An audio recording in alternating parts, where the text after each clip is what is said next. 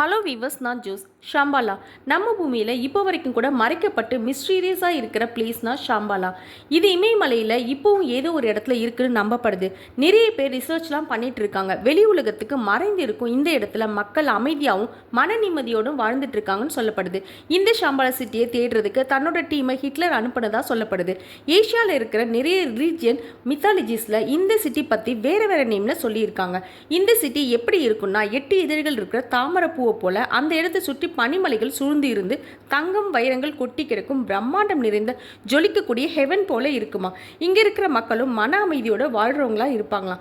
இந்த Shambhala time travel, teleportation இதெல்லாம் மட்டும் இல்லாமல் 4000 இயர்ஸ் 5000 இயர்ஸ்லாம் வாழ்றவங்களாவும் இருப்பாங்களாம். ஏன் சாவே இல்லாத வாழ்வும் கூட இருக்கான். இமயமலையில் எங்கேயோ மறைஞ்சிருக்கிற இந்த ஷாம்பாலா பூமியில இருக்கிற 4th டைமென்ஷனாக கூட இருக்கலாம்னு சொல்லப்படுது.